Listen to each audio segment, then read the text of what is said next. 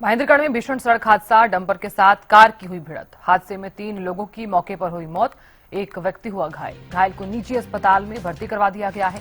गांव आनावास के पास यह हादसा हुआ है। कार्यक्रम से लौट रहे थे सभी लोग। मौके पर पहुंची पुलिस जांच में जुटी। महेंद्रगढ़ में एक दर्दनाक सड़क हादसा रेवाड़ी स्टेट हाईवे पर गांव आनावास के पास हुआ है, जिसमें 3 युवकों की मौके पर ही मौत हो गई है, जबकि एक युवक गंभीर रूप से घायल हो गया है। प्रारंभिक जांच में सामने आया है कि यह हादसा एक डंपर और कार की भिड़ंत के कारण हुआ। टक्कर इतनी जबरदस्त थी कि कार के पंखच्चे तक उड़ गई। तीनों युवकों की मौके पर ही मौत हो गई। जानकारी के अनुसार हादसे के बाद डंपर चालक वाहन समेत मौके से फरार हो गया। पुलिस ने मृतकों के परिजनों को सूचना दे दी है। परिजनों के पहुंचने के बाद आगे की कार्रवाई अमल में लाई जाएगी।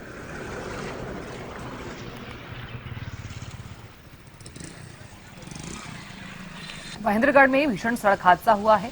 फिलहाल पुलिस इस मामले की जांच में जुटी हुई है।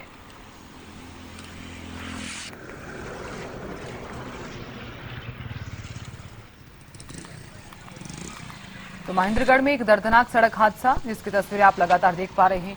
यह हादसा रेवाड़ी स्टेट हाईवे पर गांव आनावास के पास हुआ है और इस हादसे में 3 युवकों की मौके पर ही मौत हो गई है। हालांकि इस हादसे में एक युवक गंभीर रूप से घायल बताया जा रहा है और अभी फिलहाल जो जांच की गई है, जांच में ये सामने आया कि हादसा एक डंपर और कार की भिड़ंत के कारण हुआ है। तो फिलहाल जो तस्वीरें आप देख पा रहे हैं, इसमें कार के पंखच्चे तक उड़ते हुए आपको नजर भी आ रहे होंगे। फिलहाल ये भी जानकारी सामने आई कि तीनों युवकों की मौके पर ही मौत हुई है। और खबर पर जानकारी देने के लिए अक्षय यादव जुड़ गए हैं महेंद्रगढ़ से। अक्षय, पूरा मामला क्या है, जानकारी, और अब तक क्या कुछ कार्रवाई इस मामले में की गई है, क्या कुछ जांच?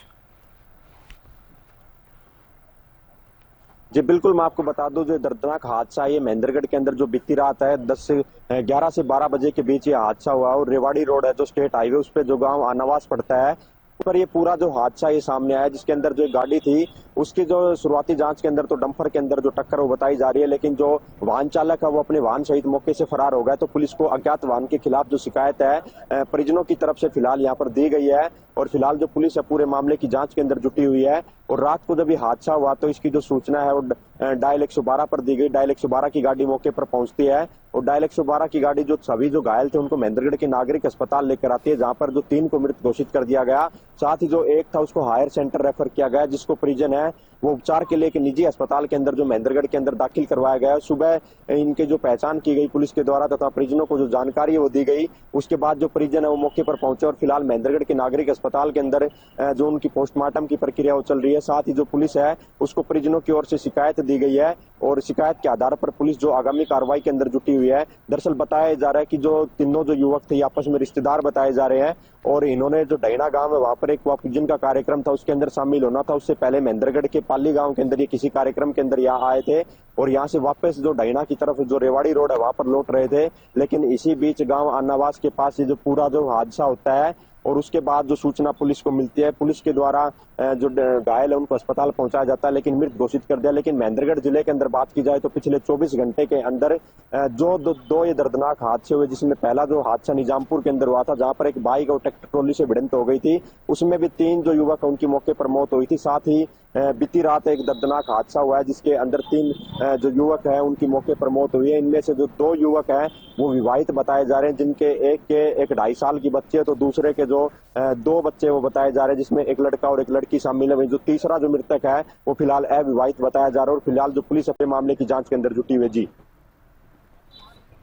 बिल्कुल अक्षय, बहुत शुक्रिया जानकारी देने के लिए और नजर बनाए रखने के लिए।